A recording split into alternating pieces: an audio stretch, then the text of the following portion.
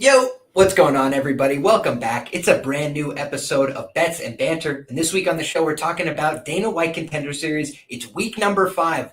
It's flying by, guys. We're already halfway through the season, and we've been doing pretty good on the picks so far. But we know that the bookie's never going to pay us for the work that we did last week. So it's always right back to work this week, and none other than Gordo Gambles. Several years in the saddle. We keep breaking down these Contender Series cards, keep having good results. Knock on wood, we can do it again, my brother. How you feeling this week? I'm feeling good, man. We've been coming off a couple of really entertaining cards, to say the least, with some good reads. A couple, I think that's 3 weeks in a row with profit. We'll take that any single day. But this is definitely an interesting one. I'm always happy to have fights on a Tuesday. I can't complain at all. But I'll just be completely honest with you, Liam. I went out there. I watched a phenomenal comeback in week 1 for the Bills, and I was in a great mood. And then the tape kind of lessened the mood for me a little bit. Like some of these prospects, either the lack of, like the being frustrated for not being able to find fights, and then watching fights in like malls and just like against bus drivers who have nothing to do. Like, just it was a very frustrating week. So I'm excited to see what you really came away with this week, because there's definitely some interesting matchups. Some we really don't have the strongest read of, at least personally. I'm excited to see where you'd be able to come out with it here as well. So I think it should be interesting. We got fights to the left, and I'm excited to talk about it. But yeah, definitely an interesting week of research, to say the least. No doubt about it, my man. There's certainly some unknowns coming into a few of these fights, right? But also we have some fighters with a little bit of tape and some, footage to break down. So hopefully we can figure it out, my man. And we've got, 5 different opportunities. So knock on wood, at least one of these fights will be a standout for us. But first up, my man, we got Shanelle Dyer taking on Foro. And I will just level with you guys. I haven't gotten a chance to watch much of Foro's footage yet. She's like the last girl on my list. Basically, I've been going through in chronological order. And this is the first fight of the night, right? So Shanelle Dyer, I watched a bunch of her fights right before we got on the air. And I was about to get to Foro. And now the show is live. So guys, that's the one that I just have a little bit of work left to do myself. But from what I hear, big power punching Brazilian chick, sounds to me like a decent archetype of girls that have success in the UFC. But that being said, Shanelle Dyer, she pops as like a girl that has real striking skills on paper. Gordo, what do you see in this matchup, my man? We'll start with you. Yeah, well, when I was doing my research, at least, this was not the first fight of the card, which is surprising to me because it is probably one of the better matchups. First women's matchup on Contender Series this year, and 2 like prospects that rate out pretty well. Like, I was pretty impressed. So this was a bright spot for me when I was going out and looking at this card, because I do think both fighters could go out here and have some success. Shanelle Dyer is probably the more known commodity, fought over there in PFL, someone who has shown really, really electric striking. She's able to go out there, manage range pretty well, look pretty flashy with those kicks, and really be able to set up a really fluid striking process. When she is able to dictate at which the range takes place, there's not many better than her, honestly. Like, she's able to go out there and really show off as a very dynamic striker, and someone who I do think is capable of really good things. Someone who I do think is UFC level. She's training out there out of a good team there as well. She doesn't have the size to compete, and she is someone who, like I said, on the front foot, when she's able to dictate management, she'll kick the leg, she'll go up top, and I do think she is someone who I do think has very good ability to go out there and flow, and good ability to control range. I say range a bunch of times over and over again because that's going to be an important part for this one, because Foro doesn't really care about range. I went out there, I taped her, and she's someone who wants to go out there and crash the pocket. She is a smaller fighter, 5'2", someone who's going to go out there and want to just make sure there's no space in between you. Dirty box, hooks to the body, hooks up top. The power for this woman at 115 is truly almost unmatched, and something that really sets her apart against the level of competition. Now, lower level of competition, you do have to admit, but someone who is going out there and looking to close the distance and take your head off, for a lack of a better term for it.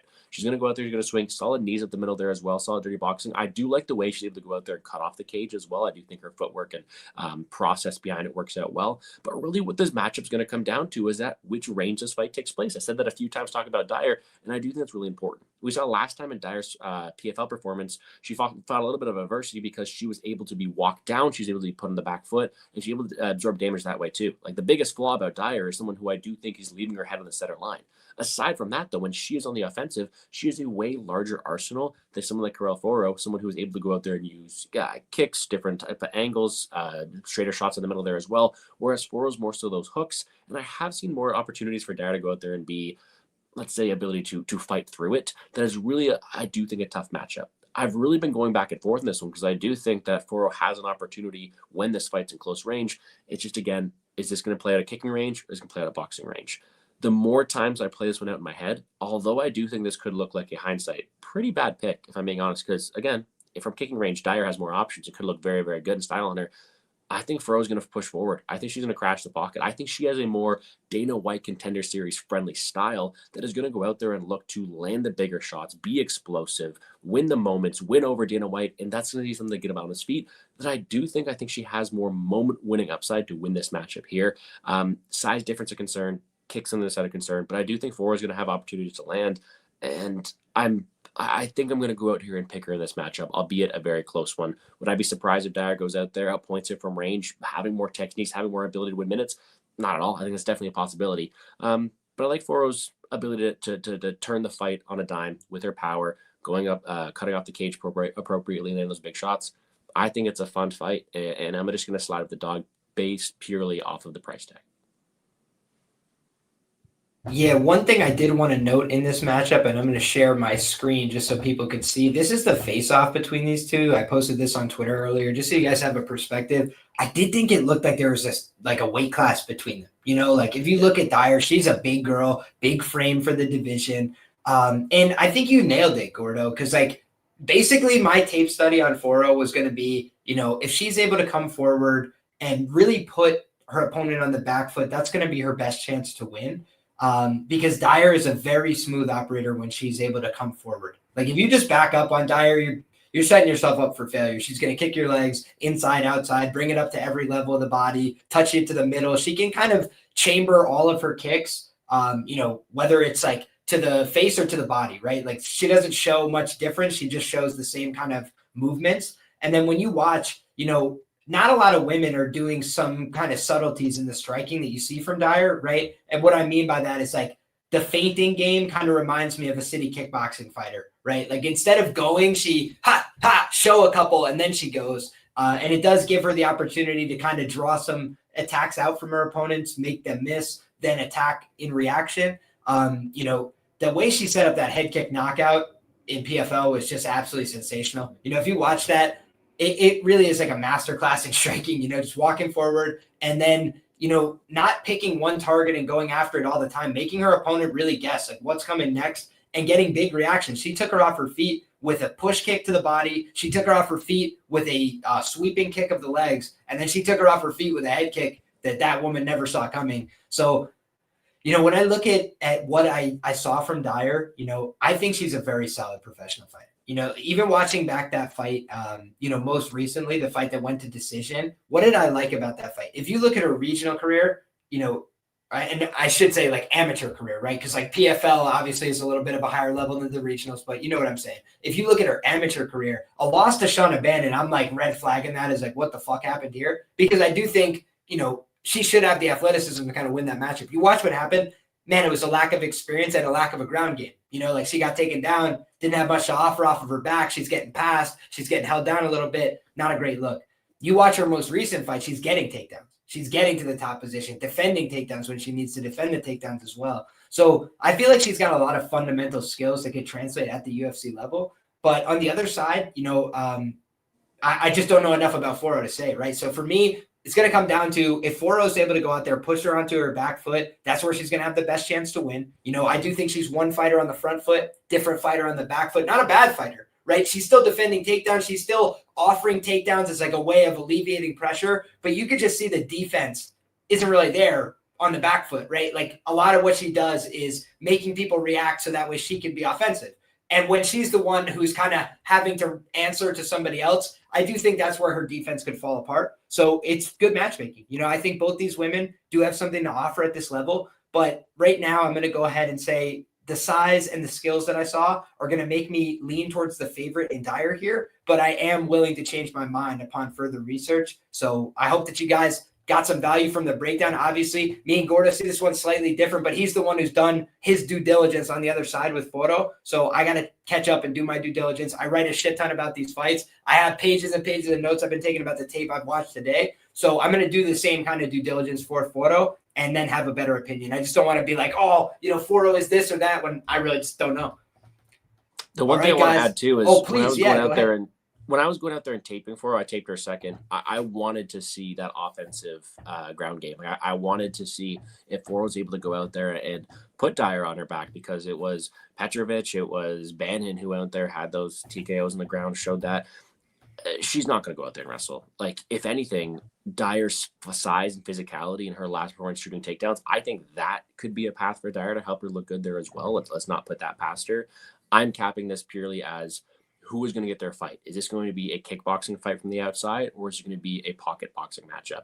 And the offensive pressure of Foro leads me to believe to be that side, but I do think this is a phenomenal matchup. I'm happy to see this women's matchup be on Contender Series. I think it's very suited for the show, and I think it's going to be a great match, and I am looking forward to it. So, shameless plug. Check me out on Twitter tomorrow, Gambles Gordo, to see if I end up playing this at all. But the early lean is Foro.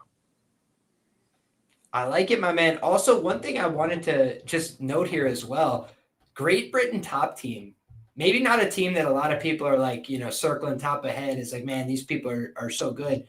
You look at Nathaniel Wood listed out of that gym. Alfie Davis just went out there and had one of the upsets of the year, over in the PFL. So I do think you got to reckon with the fact they've been doing a pretty good job. And Mark Diakese, former UFC fighter, just scrolling through, I believe that guy who was on the Contender Series earlier, I can't remember which gym. It might have been Great Britain top team, though. Maybe it was Manchester top team with Lerryan Murphy. But in either case, shout out to these. Okay, fair play. But either way, man, like a lot of these fighters out of England are actually getting a little bit more skilled in terms of the technical side of martial arts as well. And I do think that's worth noting here. So don't be surprised if Shanelle Dyer has a ground game to speak of that she didn't have when she first started out and was an amateur, because I do see her making improvements in that part of her game. So that's what I wanted to note. All right, man. Next up, we got Chasen Blair taking on Samuel Sanches. And if you guys remember, Chasen Blair was on Dana White Contender Series last season. He took on Cody Steele. And I got to be level with you, Gordo. I remembered a different fight than it was. Like, I thought, Cody Steele kind of just whooped his ass. And then I went back and watched it, and I was like, holy shit, the fight is actually really competitive. I'd say in round one, Cody was kind of just getting the better of it with the power, with the optics. In round two, Chasen Blair was actually like doubling him up on strikes. But Cody had basically just committed his attack to the body. And then he eventually found a big shot that put Chasen Blair down. But Cody just had a good ability to take shots and no-sell them, and Chasen Blair was kind of just getting marked up. And if you had to criticize him, that is something that's kind of a feature of his fights, man. Like, even in fights where he wins, Chasen Blair kind of gets marked up on his face. He's got that Caucasian problem about him, where a couple of clean shots and my man's looking pink, purple, red, it's dripping. He's just had a couple of fights like that. And if you watch Chasen Blair, that most recent fight where he had, I think it was all of his fights outside of Contender Series, they've been in Cage Warriors, right? And he went out there and cleaned that guy up pretty proper, did a good job in that fight. His wrestling looked clean. When he's at a wrestling superiority, he's had a pretty good advantage in a lot of the fights that he's had. It's just been, the fights where he can't get guys to the ground or he can't hold them down and he's forced to just use his striking. He kind of falls apart in those fights. I would say that Chasen Blair for 7.5 minutes is one guy. And then, that latter half of the second round, the back half of round 3, I don't really like what I see from him when he's in those kind of moments, those gut check moments. I've seen a couple times now, he starts to taper off in terms of his pace and cardio in those moments.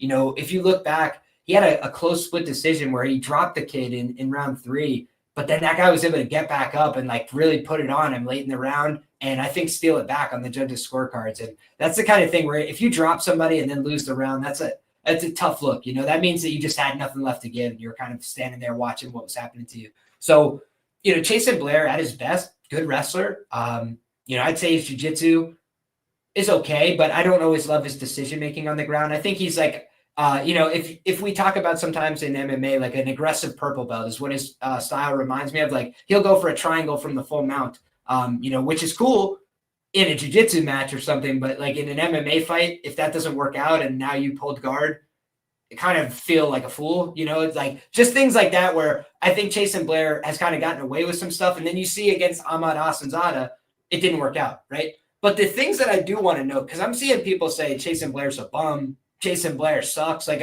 on my Twitter, these are the kind of replies I'm getting. And I don't really see it that way. Like, first of all, he comes from a D1 college wrestling background, which I think deserves some respect, right? It's not easy to get there. But he was also wrestling at 184, 197. He's fighting at 155 this weekend, guys. If you look at 2 of his 3 pro losses, they're against big welterweights, right? So we should be fair about that and say, like, yeah, he's got 1 loss at 155 pounds. It's Cody Steele. He's in the UFC. Ahmad Hassanzada was accused of horrible crimes against kids. Fuck that guy. But he made it to the UFC, right? And so it's like, he's not losing to just any Tom, Dick, or Harry. That other guy that beat him, I think, is 6-3 as a pro. Respectable record. He's a big kid at 170, and he knew how to strike. He knew how to defend some takedowns, get back up to his feet. So I can kind of forgive the losses on Chasen Blair's record, but I do think this is an important fight for him, right? Like, it's kind of put up or shut up time a little bit where he's at. He's 26. He's in the right weight class now at 155 pounds, but he's still undersized compared to his opponent. You look at Samuel Sanches. I'll pull up the face-off that these two guys had as well, which I also posted on my Twitter. But if you look at that, it's definitely a size difference, right? I'm going to share this now so you guys can see it. Obviously, despite the fact that he used to wrestle 184, he's still the smaller guy, right? So he's got to know that coming in. And, you look at this Samuel Sanches guy, and let's go examine his record for a second, guys. He's listed as the prodigy. He's out of Galpa de Luta. I watched this fight that he had with Evaldo Santos. He absolutely smoked that guy, and now we'll take a look at the record, right? He absolutely smoked Evaldo Santos. The footage looked good there. But then you start going through and like searching these names, searching out these fights, man. They're not easy to find, right? Most of the footage that you can find on this guy is earlier on in his career. I watched this Hugo Vargas fight, right? And, he lost that fight. I believe it was a knee bar, right? They call it a heel hook. I think it was a knee bar personally. I thought it was a belly down knee bar. But Hugo Vargas is basically just a leg lock guy. That's all he does. Like, he's got other submissions as well. 8 wins as a pro, all 8 by submission. He's just a submission specialist. And he kind of got, Samuel Sanches to play a little bit of an ego game with him, right? Where he basically went out there, shot a takedown. Samuel Sanches said, anything you could do, I could do better, takes him down and then gets submitted from bottom. The guy's on bottom half guard working, enters a leg entanglement and finishes him from the bottom. So I think that was a little bit of a lesson in humility, right? That was a few years back. And, I do think Samuel Sanches looks like a UFC type of product, right? Like, just he's got the right build. He looks like an athlete. Galpa de Luta, they put a bunch of guys into the UFC's echelon. But I also have to, just admit I have some reservations about a few of these Galpa de Luta guys, just in terms of like, I think they've got the right seal of approval. They're training with the right guys, but a lot of their wins are in this demo fight organization that's definitely had some, Fugazi customers come through, right? And we know that Rafael Cerquera is another one of their teammates, and he's had very little success at the UFC level, right? So Jelton Almeida, his jiu-jitsu credentials are really there, right? That guy can really do jiu-jitsu, and, he went out there and showed that, right? I think he had a win over Caio Barajo, on the jiu-jitsu mats before he got to the UFC. So when you look at these guys, like, I just don't know that they have that same kind of pedigree, right? And I'll do my extra digging and see exactly where they're at. But the prodigy, right? He looks the part. Definitely's got knockout power. But I do still have a little bit of skepticism, right? And I feel like everybody's going to want to click Samuel Sanches in this spot. And the fact that the line is close is interesting to me. I don't think a lot of casual bettors especially are going to want to go to the window with Chasen Blair. He got cleaned up last year, right?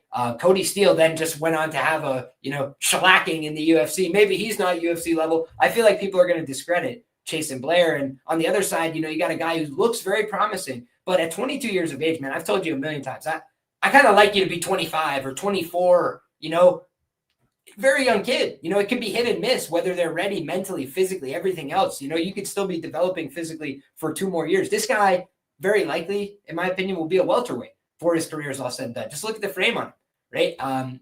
So I think that if Chasen Blair is able to get takedowns, this is a winnable fight for him. But I think that if he's not able to get takedowns, it's probably not going to be his night at the office. I just don't think he's going to take the damage well on the feet. I think Sanches is probably going to have the faster hands. I will say Chasen Blair's takedown defense is actually quite admirable. He was able to D up all the takedowns from Cody Steele pretty well in that fight. I think Sanches is going to have to do his work on the feet if he wants to win this fight, and I think it should be a good scrap. But, man, I'm curious to see if plus money pops on the Chasen Blair side. I don't think that he's a bum like a lot of people are saying. So, for me, feels like a dog or pass situation. Obviously, it's a very close line, but at like slight plus money is probably Chasen Blair pass for me, just based on the unknowns with Sanches. How do you feel about this one, Gordo? Yeah, plus money wise, Chasen Blair opened plus 210, and then when I was doing my tape, he was down to plus 110. So there was plus money on his side, and you know what? It's only fair to make this fight close. I mean, the closest fight in the card to call, not only from an odds perspective, but just when it comes to predicting this matchup. I do not think Chasen Blair is horrible. He, like you mentioned, he has that repertoire and the wrestling ability. I do think he has solid takedown defense. I do think he is probably the better submission grappler from at least what I can see. Samuel Sanches doesn't seem to be, like you mentioned, the GL Almeida type of things. It's just, I think he's still, although he's improving his striking, still someone who is very hittable, still someone who does not wear damage very well, someone who can be knocked out, and someone who also does slow as the fight goes on. Someone who we have seen go out there against solid level of competition, but be a similar product. Someone who can go out there, have ground success, on the feet, a bit more lackadaisical, a bit more able to be damaged, and does slow down as the fight goes on.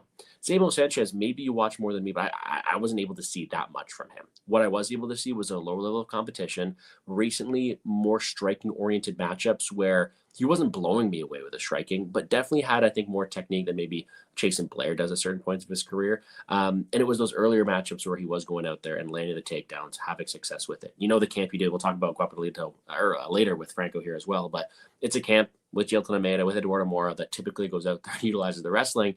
I do think Sanches has that in his back pocket. And I do think there's going to be situations to come down where maybe he's going to be the aggressor with it too. But I do think this is a very close matchup. Like I said, I favor Chasen Blair in the grappling and the wrestling side of things, at least from what I can see off of the very limited sample size. So I do think he could have success there. But I do think the size difference was very apparent. And on the feet, I do like the optics I'm seeing more from Samuel Sanches in terms of, all right, this guy I think can go out there in the front foot. Chasen Blair's not observing damage too well. That could be that way there as well. So I've been going back and forth all week on this one. And I do think it's fair to pick Blair. Fair to pick Blair, I guess. Sure. Got some flair to that. I do think it is possible to do that because I think he's got the more proven commodity. But I think you could also go out there and back into the upside of the 22-year-old who has shown the ability to wrestle as a, what was he? He was 19 years old in the first knee bar loss, heel hook loss. Someone who is still improving, someone who is also working the striking game more than those typical other people coming out of his camp. I am going to slightly lean towards the Brazilian here because of his size, because of his optics on the feet, and because I do think he's able to go out there and, you know, have a higher ceiling long term, whereas I think I've seen really what Chasen Blair has had to offer. So I'm willing to bank the upside, but truly a really close fight. I think getting plus money on either side could be viable due to just the unknowns of this matchup, and not one that I have the utmost confidence in. But when I'm going to bank into upside on this one, just due to the striking upside and the optics I see on the defensive side from Blair. Yeah, I think I only was able to find 2 fights from Sanches. If people can find more footage on this guy, like, let me know. I will definitely be happy to watch it with an open mind. I think he's live by knockout. That's kind of the way I'd put it. You know, I think Blair's a pretty tough guy, but we also saw, you know, he could be put down, right? Cody Steele was able to get to him. And I think that when you look at that fight, you know, that he had with the gentleman, I'm forgetting the guy's name. He was a 2-0 guy at the time. You know, that guy almost finished him as well. You know, he had him very badly hurt. And I think size was a factor there. So if I'm looking at the downside risk on Blair, it's that he kind of struggles at times with these bigger, longer guys who can pick and poke at him a little bit. But I just feel like he's going to shoot takedowns in this fight. And, like, again, that's the kind of thing where being tall doesn't always work for you. It can work for you, like making a wide base along the fence line and certain things like that. You know, I've seen Chasen Blair allow guys to cage walk back up to their feet. If Samuel Sanches is smart, that's what he's preparing in advance of this fight. But, like, if he just gets caught flat-footed, like taken down early in this fight, I think he's going to be in a pretty bad way. So it's an interesting fight, though, man. And, you know, far be it for me to put it past Galpa de Luta. I've been a big Gelton Almeida fan, but, you know, I also had high hopes for Rafael Cerqueira based on, you know, proximity to greatness, and I have quickly sold all my stocks. So I just think that for Galpa de Luta, they're kind of in a prove-it phase, right? Eduardo Mora, another talented fighter, right? It's not like they haven't put out talented fighters, but just like Fighting Nerds has a Kanan Kraszewski, you know, you just got to be careful. Is this guy the genuine article, or is he selling me wolf tickets like Mauricio Ruffi? And you just got to, you know, do your due diligence. So I'm half kidding, but next up, man, you look at Felipe Franco. He's the next representative from this gym. And another guy where, you know, a lot of the footage is from earlier on in his career, this type of thing. Freddy Vidal, man, thank goodness for my guy Dan Levy from Half the Battle. I didn't think I could find a pro fight from this guy. He was able to link me one of those, but prior to that, all I had seen was amateur footage. What are we doing here, my man? I don't know exactly why either one of these guys has made it to Contender Series, but I'm half kidding, of course. I think Franco is the guy they want to sign. They love how he looks. They love the fact that he's Gelton Almeida light. But Freddy Vidal on the other side, missed weight, last man up. They're looking for anybody who'll take the fight. So what do you think of this one, Gordo?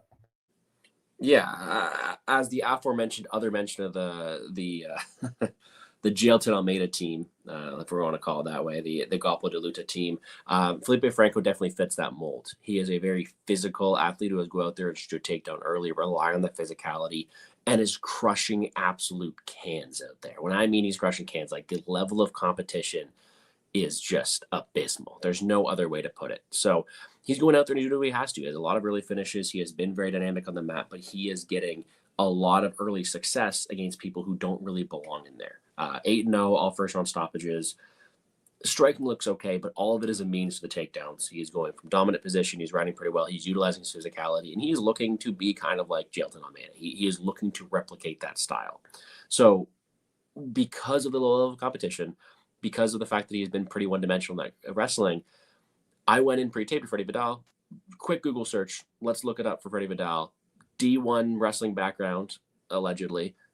I'm like, oh my God, okay. If he's going to go out there, defend takedowns, right? Maybe this could be a matchup he could win.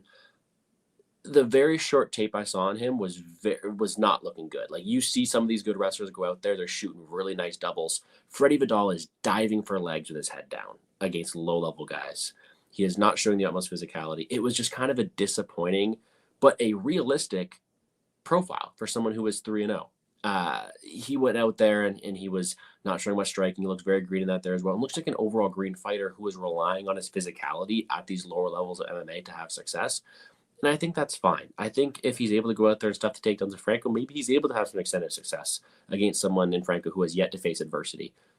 But more times than not, Franco is going to be the aggressor. He is going to be the best fighter that Vidal's fought, and he's going to go out there and look to hunt and put him on his back. And when he's there, I think Franco has a more proven ground game. I think he fights with a very solid team to help him out. I think I like more what I see from the style and profile of Franco, that is going to go out there and have his one-dimensional path to success. I think he's able to have opportunities here. So Vidal's someone who I think needs to get more reps in. Like, again, like you said, small sample size from what we see from him, but shooting takedowns, chasing it with his head and arms outreached, looking tired early, low level of comp, relying on the physicality. Franco's going to shoot a double on him early. And if Vidal is able to go out there and stuff it and look to extend this fight, maybe he can grit it out.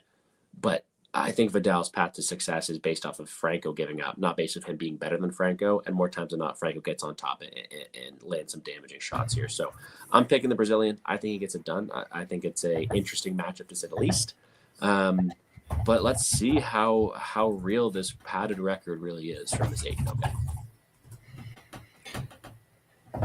So the thing about this fight, man, is like I just checked into it because I was kind of stunned to hear that he wrestled at the D1 level. And now I'm actually seeing he wrestled for LIU Post. And I have a friend that wrestled there. So I'm going to hit him up and see if I can get some, inside scoop on the old Freddy Vidal. But I will just say this, man.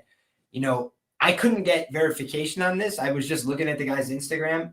It looked to me visually like he's a blue belt in Brazilian Jiu-Jitsu. I don't know that, but like I'm watching him in a blue gi and I can't see a purple belt, a brown belt, a black belt. Like, just looks like he's wearing a blue gi with a blue belt tied around it. So it all kind of looks like blue. You know what I mean?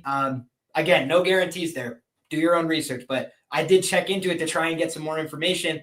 And, if he's a blue belt under Matt Serra and he comes from a wrestling background, like that's not a bad basis for, mixed martial arts. But again, when you're 3-0, that is a little bit concerning, right?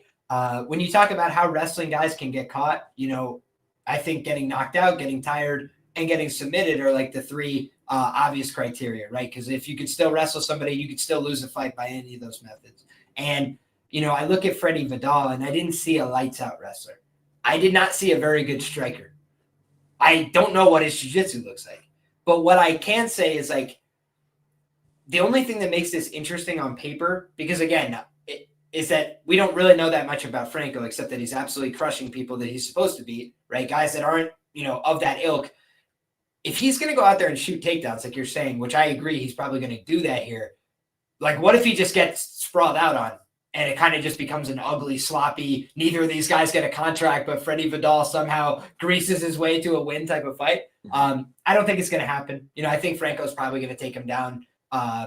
But I'm at least going to dig a little deeper onto that part of it. But ultimately, man, watching Freddy Vidal, the first thing that I saw watching his amateur fight was him flat back himself into the full mount. And I was like, okay, it's over.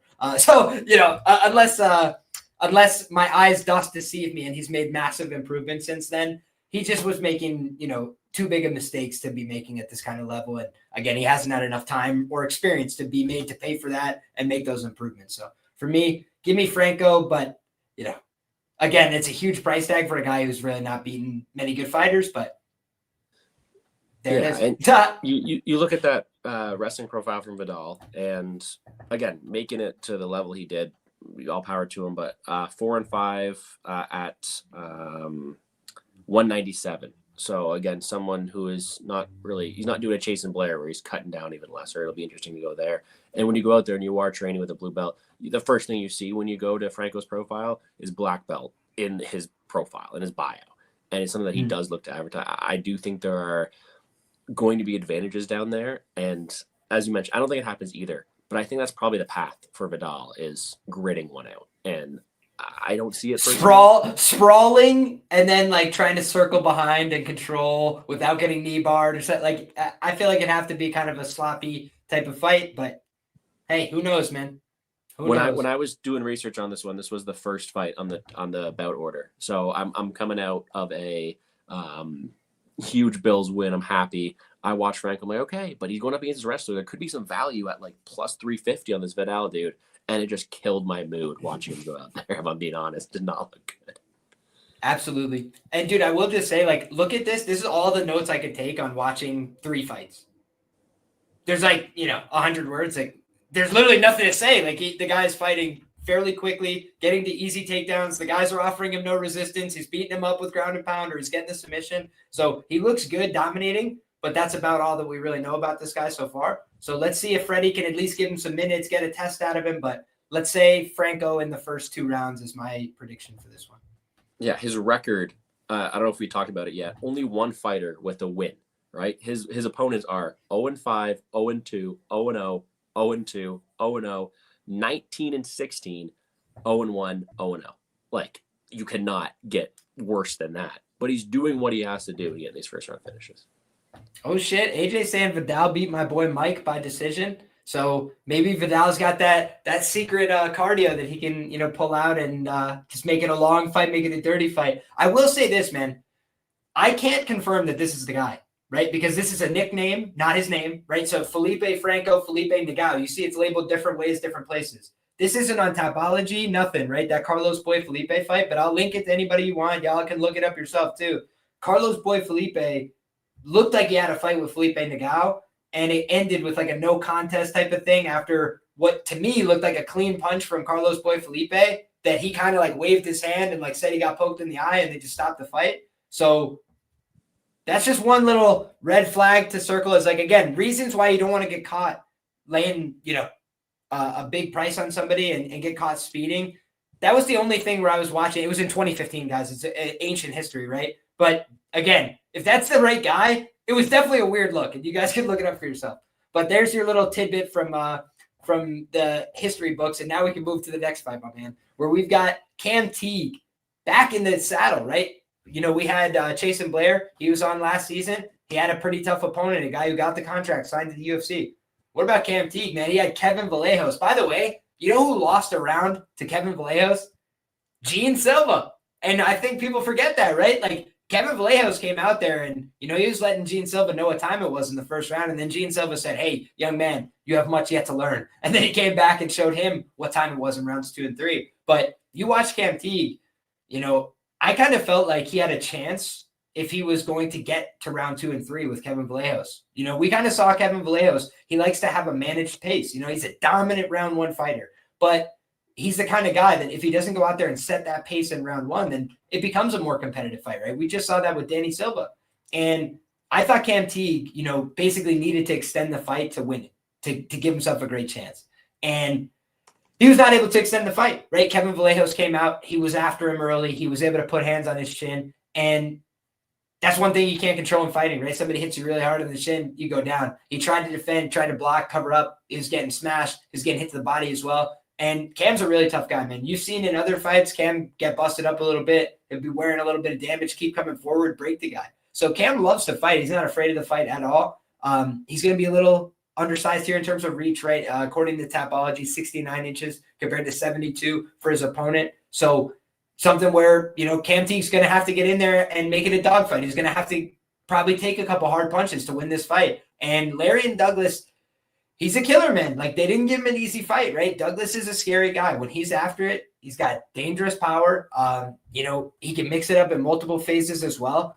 I have a lot of respect for Cam Teague, especially the fact that he's willing to take hard fights, my man. And he's not in an easy fight this time, but he's well prepared. He's got a full training camp. I believe last time he was brought in on short notice. Gordo, what do you make of this matchup, my man? Do you think Lerryan Douglas is rightfully, favored here? He's obviously a very sizable favorite coming into this one. I do think it's a fun matchup. Anytime you get a Cam Teague fight, it is one I'm looking forward to. He is someone who is very, very entertaining, throws caution to the wind, and will go forward and throw a lot of big shots. I think he is someone who, as you mentioned, is very offensively minded, right? He's there to be hit. He keeps his head on the center line. He's got toughness. He's got decent ability to push pressure, but he can be hit. Like let's be honest, he can be hit hard. And last time we had the Vallejos fight, we broke it down together, and I was on the Vallejos early, and it was for good reason, because although I like Cam Teague, although he's an entertaining fighter, he's there to be hit. So when going into the Lerryan Douglas, I saw the record, I saw the name, I saw the hype behind the guy, the betting odds. And if I'm being honest, I kind of expected a little more from him. Like, yes, the offense, the power, the shots, it's impressive. I think it honestly helps him to win this matchup here. But I don't think this guy's like the next big thing. I think Kevin Vallejos would have dog walked him too as well, because you look at a guy like Lerryan Douglas, he does not accept damage that well. He does not do well on his back foot. He does not do well when he's pressured. He needs to be in control. And when he's in control, he's an absolute killer. Like, don't get me wrong, his offensive tools are, I think, levels above of Cam Teague's. But still, there's something about Lerryan Douglas that I do think there's going to be something down the road where if he's being pressured, if he's being put in the back foot, if he's going to be shelling up against Cage, that is going to cause some issues. However, with that being said, what he has in front of him is someone who, yes, is aggressive. Yes, someone's going to test that resolve, because Cam Teague is going to put Lerryan Douglas on the back foot. But Cam Teague is going to leave his chin up there on the center line for counters, and Douglas hits hard. And it's going to be one of those things, I think, where Cam Teague could be looking good 2 or 3 minutes backing up against the cage. Douglas lands one shot, Teague backs up, and the second Teague takes that back foot, his advantage is gone. Douglas becomes the offensive striker, and when he is a very, very explosive guy. He is someone who I do think is looking to finish fights. His volume is not always there. He is someone who is very tentative, but when he turns the on switch, he can turn anybody's lights out. He is very dangerous. He is very aggressive that way there as well. Also, we're going to take down defense. So to me, this is a firefight, right? Like, I don't know. I'm definitely not playing Douglas at minus 550. I do think there are worlds where he gets back down, and Cam Teague is going to test that resolve. He's going to put him on his back foot. He's going to be like, all right, come on, take this. It's not going to be a one-hitter quitter, but can you fight through adversity? I think Douglas lands a big shot and looks to finish Cam Teague, but you really got to kill Cam Teague to get him if you want to get him out of there too. A very tough guy. So to me, it's a barn burner. To me, it's a fun fight. I want to check to make sure. The under in this matchup is favored towards the under 1.5, which is, I was hoping for a better number than it is, because Cam Teague is tough, but something that I do think is implied. I do think there's going to be violence in this one here, and I do think it's one where Cam Teague's going to look good until he's not, and Douglas unfortunately probably finds that KO. But I do think the line is wide, and if you wanted to go ahead and sprinkle some Cam Teague KO, some offense, some pressure, I wouldn't be opposed at a big money number. Yeah, man. I think that, we've seen a couple guys come in and maybe they didn't have things work out the first time on Contender, but they use that experience to come back and leverage a better performance out of themselves in the next showing, right? Cam Rouston, an example that comes to mind. But there's others too, guys that have come back, had that second crack, and been able to show something. Yuri Panfarov, another example that comes to mind on this season. And, Cam Teague has a win over a UFC level fighter. You know, like he beat Austin Lingo. Austin Lingo got wins in the UFC, right? So you watch that fight back, like, yeah, he took a couple of shots there. Austin Lingo was landing some shots. Austin Lingo has some power in his hands. And unfortunately for Austin, you know, he didn't have the pace to keep it going.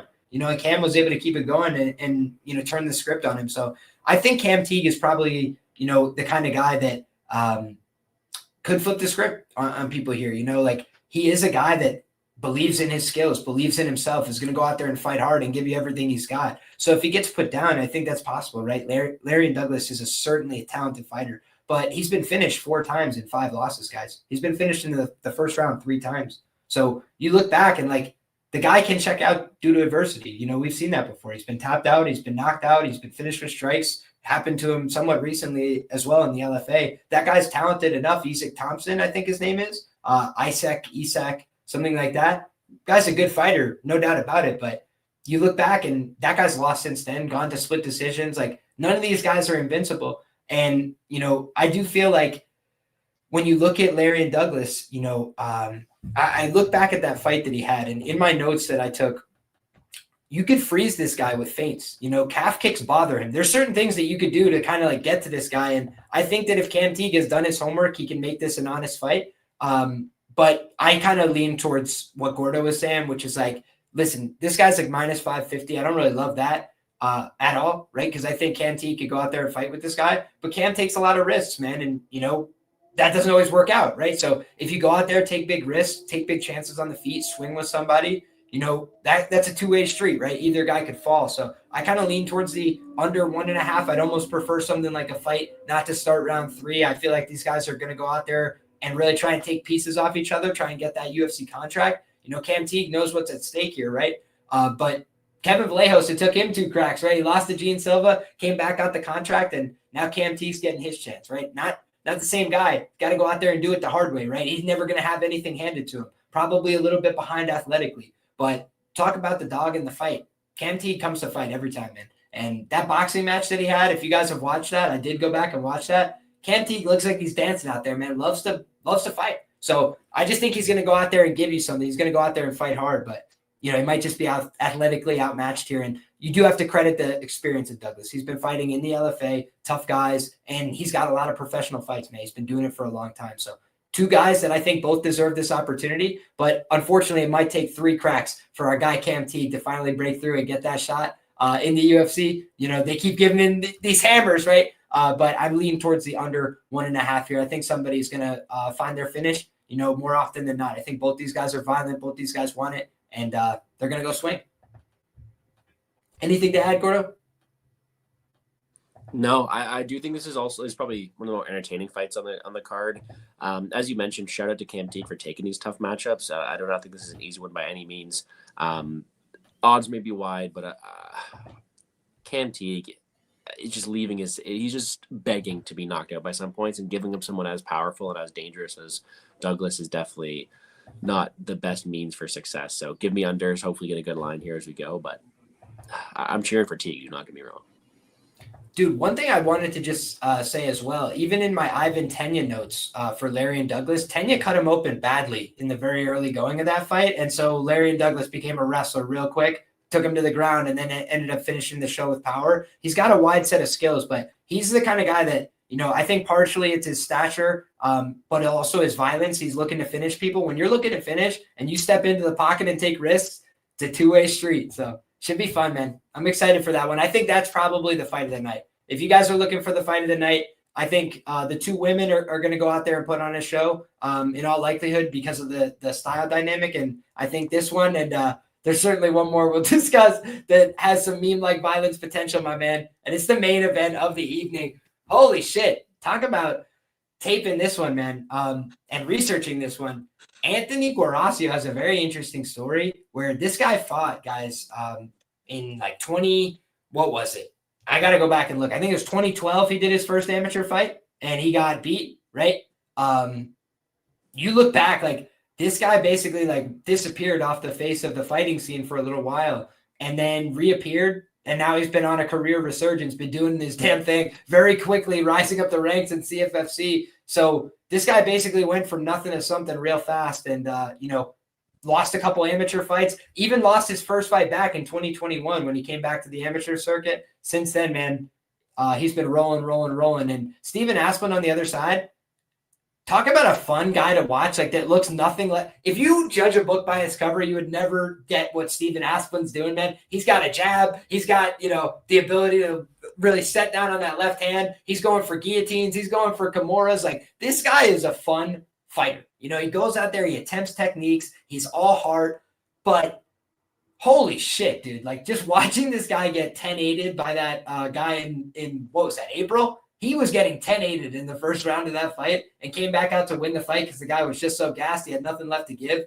Asplund is not an athlete on this UFC level as far as I'm concerned. The guy is heart. He is willing to go out there and fight. He's got some skills. Like, all those things are true. But just watching the athleticism, it does not look like it's there. I'm seeing him get barreled over, like, to the ground, into the full mount, giving up the back mount, just like in a rotating cycle. I felt like if that guy understood, I'm talking about his opponent now on top, if that guy understood how to apply a head and arm choke, fight probably would have been over shortly thereafter. He's going for the rear naked choke as the guy's like, basically in the mount. So you're not going to finish a rear naked choke like that. There was just some things that were very heavyweight about that tape that I watched. And meanwhile, dude, this Anthony Guarascio guy, he just looks like a UFC heavyweight, right? Do I know what his ground game looks like? Not really, right? Like, that could be just like a glaring weakness about this guy's game. But watching him strike, like, just, he does a lot of things that are going to bother people. He throws a double jab. He plays the jab off the left hook, meaning like he's going to go ha, ha, ha, and then start looping around when you go to touch hands with him. And he does a good job of putting the right hand behind it. Bailey Schoenfelder, I said to my girl, she was like trying to talk to me. I was like, give me 30 seconds. This fight will be over. Because I was just seeing him get hit clean so many times. I was like, there's no way this is going to keep going. And then like 2 seconds later, Bailey Schoenfelder's on the ground. Did I think it was an early stoppage? Yes, I did. But did I also come away like, holy shit. Like, this Guarascio guy just understands his game. He knows he's got real power, knows that he can finish the fight on the feet. And I just think that, when I look at Asplund, like, again, he checks some boxes, right? He's the taller guy, he's the longer guy, he's the heavier guy. Like, you're like, man, this guy kind of, he even might be the better grappler. There's a lot to like. And then you just think about it and you're like, it's a tough one for him, man. Because at the end of the day, the problem that he has is that he's fucking slow. He's just not that fast. The jab is a little bit, it's got some pop behind it. Everything else, man, you can kind of see it coming from a mile away. And he's been dropped before. Guys catching him off balance.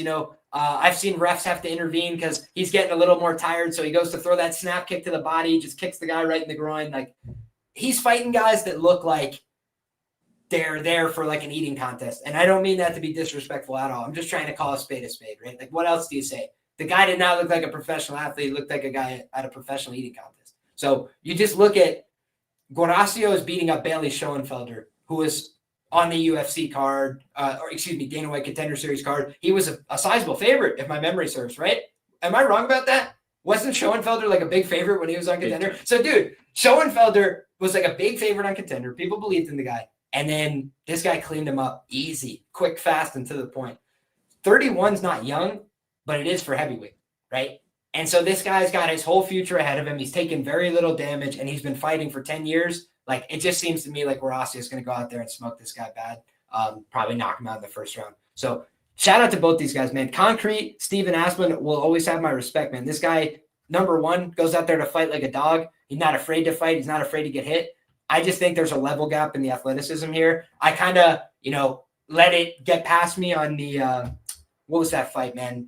Somebody pointed it out in my comment section as well. It was the exact fight that came to mind from a couple weeks ago. The big dude against the smaller wrestler guy. And you told me the smaller wrestler guy was going to smoke him. You were correct. And I was like, I don't know, man. I think it was Dorian Abbey, right? You just look at the face-off and you're like, holy shit, look at this size. Look at this. And then you just go, at the end of the day, he's too slow. He's too stuck in the mud. And I feel like Asplund, that is his problem. I think he's a little bit slow. He's got a decent striking game. He's got a decent, well-rounded game.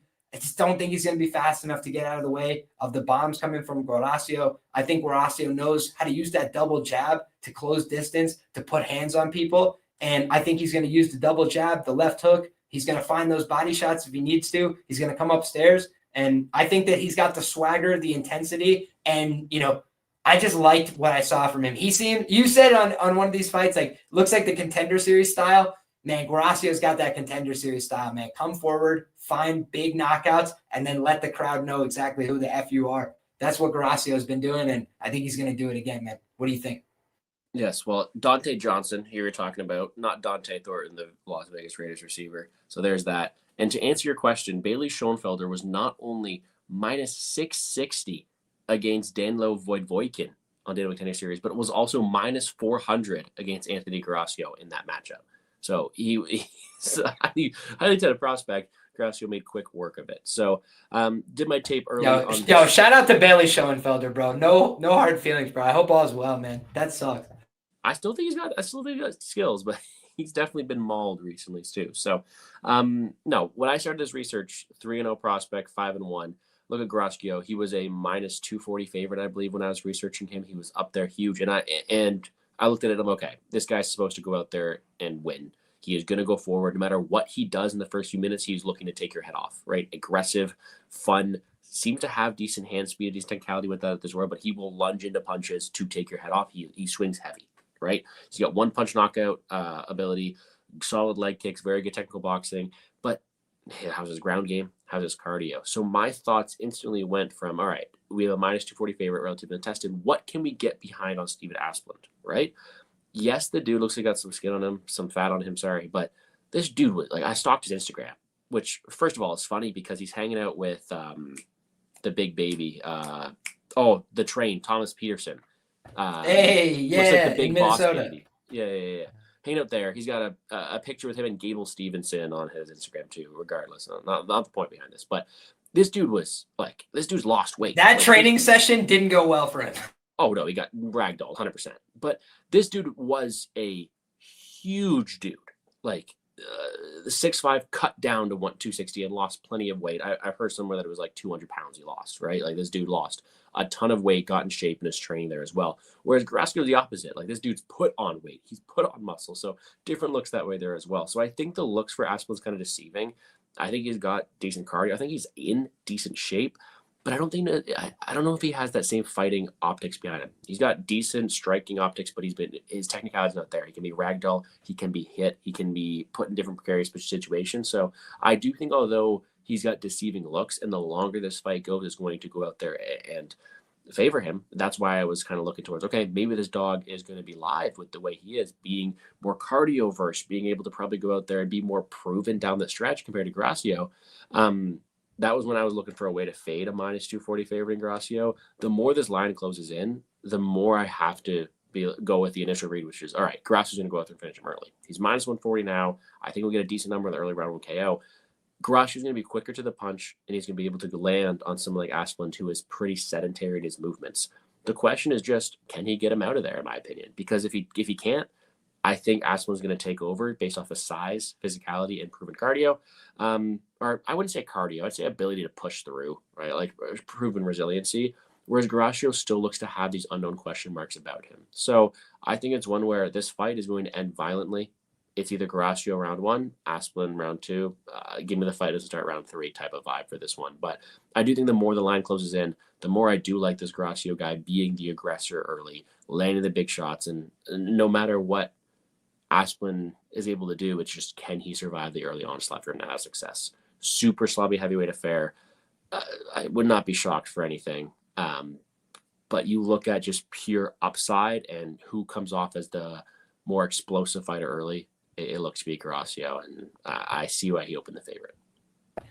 Dude, one thing I do want to note here is, like, sometimes you watch a guy and, like, even like watching Asplund, you look at their style and you question, like, some of the decisions that they make. Like, Asplund throws a bunch of spinning shit, like kicks and stuff, that I honestly, if I was his coach, I'd be like, hey man, do me a favor, never throw that again. Right? Just like we're fighting at heavyweight, we're turning our back. Like, he's not that fast. He's like doing the Chris Weidman, if you know what I mean, right? Chris Weidman, great fighter. Why he threw that spinning kick, there'll be dissertations about in college papers 100 years from now, right? Like, that spinning kick against Luke Rockhold, really bad decision. I feel like Steven Asplund, like, kind of just does some things that are like, hey, like, I'm out here doing shit. Like, let's just do some more shit.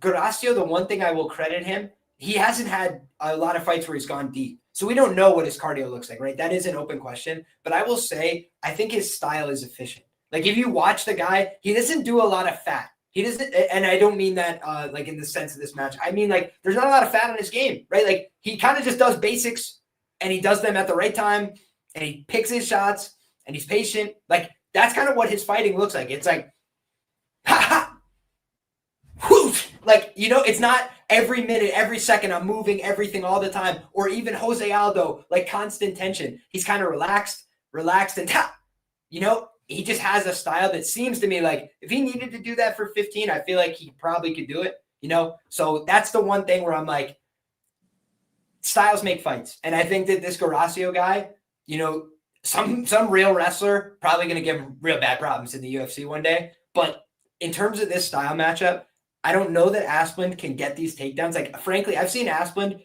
reverse the position, right? Where he was taken down, the guy's on top in the full mount. He reverses the position, the top position, and almost instantly the guy just sits up and wrestles back to a single leg and gets on top again. Like, just certain things that are like, man, that's a tough look. You know, that's just a tough look.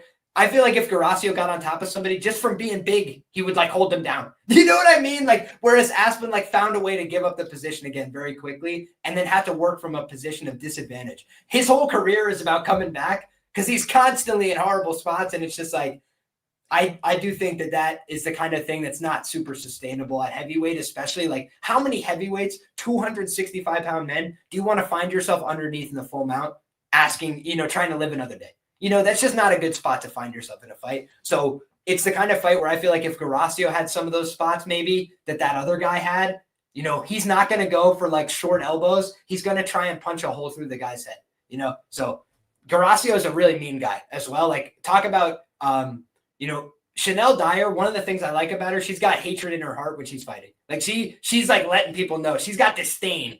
Guarascio is the exact same way, bro. Like before the fight with Schoenfelder, he's like, I have nothing to bring to him except pain for him and his whole family. Like, I was just like, okay, yeah, this is the kind of guy you sign up for a violent event. Like this guy Guarascio seems like he's ready to go do damage. So, man, I think Asplund, cool guy, cool fighter, awesome regional scene talent. If he wins this fight, I'll fucking take my hat off to him. But I just feel like I kind of learned my lesson with that last one. Shout out to Dante Johnson. Speed kills at heavyweight, man. And I think the speed's going to be the difference maker here. All right, Gordo. That's 5. We got 5 in the bag. Let's do the quick card recap. We'll have you start us off, my brother, and we will go back to the first fight of the night. So without further ado, the floor is yours. It's Shanelle Dyer, it's Carol Foro, and the floor belongs to Gordo Gambles. Probably the two most talented fighters on the card. The fighters with probably the most UFC success in their future would probably be this one here. But I do think it's an interesting matchup. You look at someone like Shanelle Dyer, the more proven commodity of the two, has been around the block. Very solid kickboxer at that. And I do think if she's able to go out there and manage range, that is her best path to victory because she is a very, very solid offensive striker. Kicks to all levels, the legs, the body is able to set things up, solid striking there as well, solid takedown defense. It's when she's able to operate in her realm, in her range. Aside from that, she can be hit, she can be backed up, and we saw last time against pressure, she was mixing takedowns of her own, but something that did seem to cause her some problems. Carol Foro is going to bring pressure. She's going to look to cut off the cage and land those boxing combinations. She does not want to fight from range. She wants to fight in close, dirty boxing, hooks to the body, hooks up top, and her power is truly unparalleled. It's unseen for this division, and it's hard to go out there and trust someone to get knockouts at 115 women's division, but that's what really what she's been able to do. Her power has been able to set her apart. So I think in this matchup here, it's going to be whoever gets to fight from their own range is going to win. If this is a kickboxing fight, Shanelle Dyer wins. If this is a boxing affair, dirty boxing affair, Carol Foro is going to win the moments and have more finish opportunities. So to me, it just depends where the line is. And at plus 140, I'm going to slide slightly with the underdog here in Foro, being able to cut off the cage, be the aggressor, land the bigger shots, win the moments, in what truly is a really close and competitive fight. Now, would it be a surprise if Dyer is able to manage range and outpoint her with a decision? Maybe makes it a takedown? Probably not, but I'm going to go for upside here. The fighter who is more styled to be on DWCS Contender Series in Foro, very slightly in there. Close fight, fun fight. I do like that one. Next one, you have Chasen, Blair, Sanches. Another really close fight, also from the odds perspective, but not because of the level of opponents they both are, but just the lack of knowledge we have. Mostly on the Samuel Sanches side of things. From Chasen, Blair would know what he is. He's someone who's going to go out there with the D1 wrestling background, the ability to go out there and grapple, have opportunities to work there, and also improving his striking game, but does not deal too much well with the damage on the feet, can be hurt. His cardio is still in question. To me, when you're going up against this 22-year-old Sanches fighting from a decent camp here, we have a lot of unknowns about Sanches, but the ceiling is definitely there for him to go out there and improve. If he's going to go out there and work on the striking, I do think he has better striking optics than someone like Chasen Blair, who is typically there to be hurt, there to slow down as the fight goes on. That should help him there. If there are grappling exchanges, I probably favor Blair being able to go out there and advance positions, be the better grappler, which is more proven. But at this point in time, although it's very, very close, another one where I do not have the most conviction, I'm going to lean with Sanches being able to be the bigger fighter, as we saw per weigh-ins, size being important here in this matchup, but also the fighter with a higher ceiling, I think. 22 years old, still improving. I'm going to take him to go out here, utilize his striking, win the optics in that way there as well. Franco versus Dyer, I do think there's another one here. I watch Franco, I'm like, okay, this dude's a jail telemate type of fighter, fights out of that camp. He's going to go out there, be aggressive, look to go out there and take him down and pound his face to the canvas. And I do think when I saw on paper, Freddy Vidal, D1 wrestler, unbeaten, maybe he's going to be able to sprawl and brawl and defeat Franco. I did not like what I saw from Vidal, chasing takedowns with his arms outstretched and having his head dig deep down there. It did not look good. He did not look like a solid athlete. And I do think Felipe Franco is going to go out there and show levels to the jiu-jitsu side of things. And he's going to shoot a takedown early, make Vidal work, and I think he's going to get the better of those positions. Now, if Vidal wants to go out there and defend takedowns and make it a sloppy fight, that's fine. I just don't think he has the striking to back up a sloppy fight, and Franco's going to have more optics, more moments on the feet, and they're going to be the aggressor in the ground game looking to cement himself as the better submission grappler here in this matchup. Give me Felipe Franco in this matchup. Teague versus Douglas is going to be an absolute barn burner. Cam Teague's going to go forward, and I do think in doing that, it's probably his best path because Lerryan Douglas does not deal well with pressure. He's a great hammer, not the best nail, and I do think he can be backed up, he can be hit, he can be hurt. But Cam Teague leaves his head on the center line. He is there to be hit. And although he's super, super tough, he is just waiting to be hit by something big. And Lerryan Douglas, when he smells blood, he is an absolute killer. He is powerful. He is going to go forward. He's going to look to shut your lights out. And I do think that Lerryan Douglas is only going to need that one big shot. It could be one of those matches where Cam Teague's going to go out there and test your resolve. He's a super tough dude, and he's going to go out there and look to back you up, be the aggressor in these matchups. With his head of the center lines, if Lerryan Douglas lands once, makes Cam Teague stumble, Lerryan Douglas is going to go out there and take advantage of it. A very powerful dude, killer, born to go out there and finish people. And I do think he's going to have to get Cam Teague out of there to win this matchup. I do think the line is wide. Do not get me wrong. Cam Teague has a chance, but Lerryan Douglas should go out there and find the kill shot. I do not like the striking defense or the way that Cam Teague reacts to those shots too often. Lerryan Douglas should win. Line is wide. I prefer the fight ends KO or violence props there. And then the main event here, interesting matchup too, because like I said, Guarascio, smaller guy, working up in weight classes, improving himself there, versus Steven Asplund, who we saw in the commentary. Someone said he was 500 pounds. You see the weight transformation on his Instagram. Like, the dude's definitely lost a lot of weight. I do think it's a very interesting one. I will stick to my original read that Guarascio earlier, Asplund late is probably the better play of the two, because Asplund has shown proven ability to fight down the stretch. Guarascio has shown the ability to shut people's lights out early on.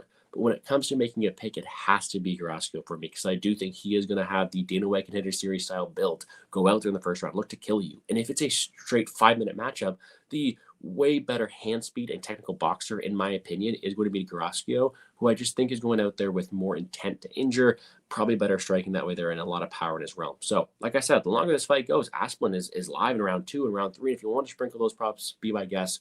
More times than not, I think Guarascio gets early success, and I'll probably be looking to play his early props there in a really, really sloppy card, but honestly, a main event that sums up this entire card. Give me Guarascio. I hope the line keeps closing. There you have it, man. I do want to know, man, that fight opened up at a plus 220 price for Steven Asplund. It's already down to plus 125 on Bet Online. So, yeah, it's definitely been, a huge correction. And you know me, I normally don't check the lines until we go on this show.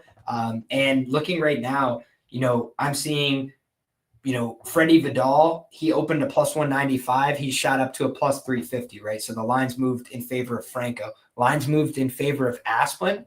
The line has moved way in favor of Lerryan Douglas. It's doubled, open minus 300. It's now minus 700. And then you look at Chasen Blair, open plus 210. Now sits at minus 115 on Bet Online. So an outright flip on the price there. Then you see Shanelle Dyer opened up at a minus 300 price tag. It quickly dropped down to minus 134. It settled around minus 165. at present. So just wanted to give you guys some market thoughts, as we go through here, and we'll give that little bit of, level setting off the beginning. So to give my quick card recap, I have to do more research on Carol Foro before I feel good about giving an opinion. I see Phoenix in the chat says Dyer lost in amateurs to bums in the UFC such as Sean Bannon and Ivana Petrovic. I think that is a good note. Like, yeah, it is concerning, but I also think she's made pretty substantial improvements since then. I think that's visible on the tape. That being said, I just have to do my due diligence on Foro to see exactly what we're getting there. I do think fighting in the PFL, fighting in those kind of opportunities has given Dyer some confidence and experience to come into this competition with. But again, she's still 24 years of age, should have a size advantage here. Looked like she was a weight class above at the face-offs. But if Carol Foro is able to shut down the distance, that'll be her best path to victory, I imagine. Then if you look at Chasen Blair in the next fight, I think Chasen Blair is kind of being written off as a bum and a guy who's not really skilled, but I didn't see that when I rewatched the Cody Steele fight. I saw a guy that had some moments, had some opportunities, landed some big shots. Cody Steele ate him and no-sold him. Cody Steele's a durable guy. What do we see from him in the UFC? You could beat the shit out of Cody Steele. He's still not going to quit or go away or give up, right? Like, that's what happened to him against Rong Zhu. He never quit. He never gave up. He never went home. So you look at Chasen Blair, he's in there with a very tough dude, and it didn't work out. Against Samuel Sanches, he very well might be a super tough dude, right? I didn't think he was going home at the first sign of adversity to that knee bar, but he had to give up when, he was getting stretched, right? So Sanches is still a learning guy on the job, 22 years of age, very young for this. Chasen Blair, a guy making his second walk, right? Used to be in the smaller guy, fought up at 170. So I think Chasen Blair, has an opportunity to go out here. And if he's able to establish his wrestling superiority, could be a huge difference maker in this fight. Put this kid on his back, put some doubt in his mind, beat him up a little bit, and maybe test the grappling as well. So I think Chasen Blair was the side at those plus money tags. Unfortunately, it's been bet off the board. I feel like if this line flips all the way to Chasen Blair being a favorite, you might want to pump the brakes on that too. He has struggled with the size. He has struggled with guys that are a little bit bigger, a little bit longer, that can hit with power on the feet. And I think that is what Sanches offers in terms of his upside here. But he's got such limited footage that you really can't make huge sweeping judgments about the guy. He trains with good enough guys, right? He looks the part. He looks like a good athlete. He showed up in shape. Those are the things you could say. Everything else is kind of just speculation and conjecture on Sanches unless you have information that's not widely available. So I'm curious if you have that, right? You can share that with me. I'd certainly take it under advisement, but I think that this is the kind of fight where a true pick'em is fair. Then you look at the next fight up. We got Felipe Franco against Freddy Vidal, and I think Felipe Franco is a class above athletically, but he's also somewhat of an unknown for me, especially given the price tags. He looks like a Jailton Almeida light. He's going to look for the takedown. He's going to look to get on top. He's going to look to assert his will there with submissions, with aggressive ground and pound as well, which I like, right? If this guy makes it to the UFC, DFS dream, right? But on the other side, Freddy Vidal, I'm going to try and get the inside scoop. I have a friend that wrestled at LIU Post. I'll see if I can get some, low down on this guy. But as of right now, what I know about the guy is that his footage in the amateurs didn't look very good. His footage in the pros just looked okay. And I feel like Felipe Franco is beating up on a really low level of opposition, but he's passing the eye test where he looks like a guy who knows what he wants to go out there and do. He has an idea of how he achieves victory in these fights. And I feel like Freddy Vidal kind of just gassed out a couple guys that aren't very good. And that's how he won those fights. And I just, again, could he do that to Franco? Maybe. I just don't know that I'm buying that as like a win condition in an MMA fight. I need to see more from this guy to really believe in his skills. Next up, we've got Cam Teague and Lerryan Douglas. I'm a huge Cam Teague fan. I'm rooting for Cam Teague going into this one, but I do think he's got his hands full here, man. I'm leaning towards the under. I think both these guys are going to take pieces out of each other. Lerryan Douglas is the bigger hitter. I think Cam Teague might have the bigger dog in the fight. I think he might be more willing to push through adversity, but when you get hit with certain shots, you just go down. There's nothing you could do. So I think Cam Teague might get clipped here, but I also think when you're looking at guys that are going to go out there and fight hard for your dollar, I do think Cam Teague qualifies. I think he's going to go out there and try and push, knows what's at stake in this fight for him, for his career. And he's a guy that's been putting in a lot of work for this opportunity. I talked to him, a few months back, and he was, already dialed into what his training camp was going to be. So it's going to be a tough fight, right? He knows that. Lerryan Douglas is a tough fighter, but I think he's prepared for war, and I think he's prepared to go out there and try and take a piece off this guy. So rooting for Cam Teague, but I know he's got his hands full here. I lean towards the under in terms of a betting angle. Although I'd prefer like a fight not to start round 2. We're dealing with very limited information on this show, guys. We don't have props. I looked. We don't have anything really to go on except for, money line sides and totals. And in this fight, I guess it's a dog or pass situation. I lean towards the under on the total, and I think that kind of covers a lot of your equity on the favorite as well. Next up, guys, it's the main event, and I think Anthony Guarascio is the guy. I think Steven Asplund, fun guy, awesome story. Like for regional MMA, he's like peaks, right? Like just doesn't get better than a guy like this. He's awesome, man. Shows up, fights hard, puts on a show. The crowd's behind him, all awesome stuff. But when I just look at how I see guys translating to the UFC, athleticism is a part of it. I didn't know if I saw that from Freddy Vidal, and when I look at a guy like Asplund, I'm kind of saying the same thing. Like, he looks like a guy who could beat up these guys that are a little bit slower, a little bit more predictable, maybe don't have as much offense to offer, but I just don't know that he's going to be there in those big moments, and able to sustain the damage. Like, I don't know if the durability is going to check out in these moments, in these big shots against real hitters at this level. And I also don't know that the speed's going to be there. The reaction time is going to be there. So ultimately, the things that he's got going for him, he's a skilled fighter. He's a creative guy. He has, ability to fight in all positions, and he's got cardio for a heavyweight.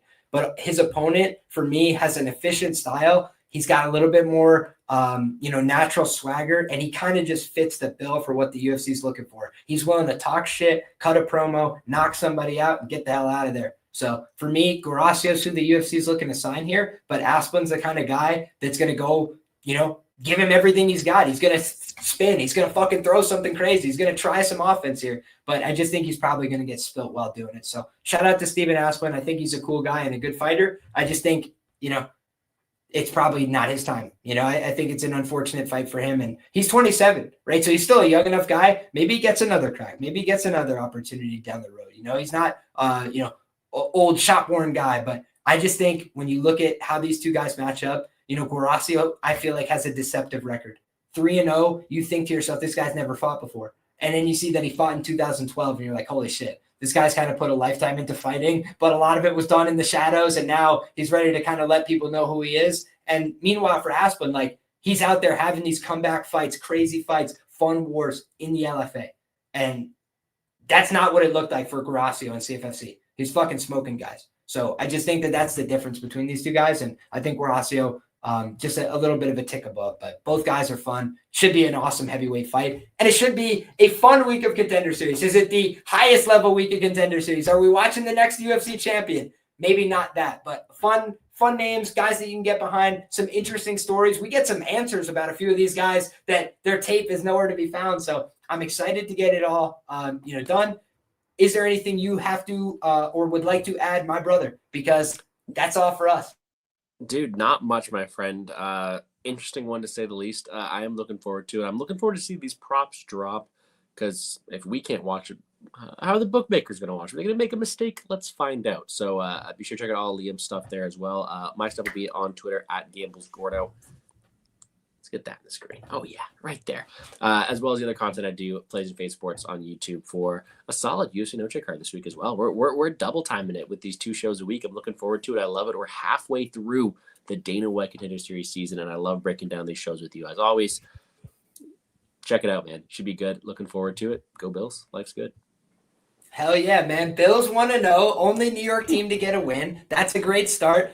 The NFL leans have been freaking off the charts so far to start the year. So knock on wood, we keep the ball rolling there. The network has been the net worth. And ultimately, guys, I just want to say thank you all for the support. If you guys want to support the show, easiest ways to do that, drop a like, get subscribed, and make sure that you go subscribe to the Plays and Fades YouTube channel, guys. It's in the description down below. Easiest place to find Gordo's takes each and every week. One of the best on MMA, one of the best DFS guys, especially, guys. I think his work speaks for itself. Make sure that you check out Gordo and everything that he's got going on. And if you're looking for any more from me, I will be back. I already have the link posted. Unlike me, guys, we got early thumbnails. We got links posted early, but we actually have that going this week. And me and Wiz will be live Wednesday night. Stay tuned for that. Maybe Thursday early morning, depending on where you're at in the time zones. But y'all know what it is. God bless. Good luck. Come back next time. We're having all the same fun again. Thanks, everybody.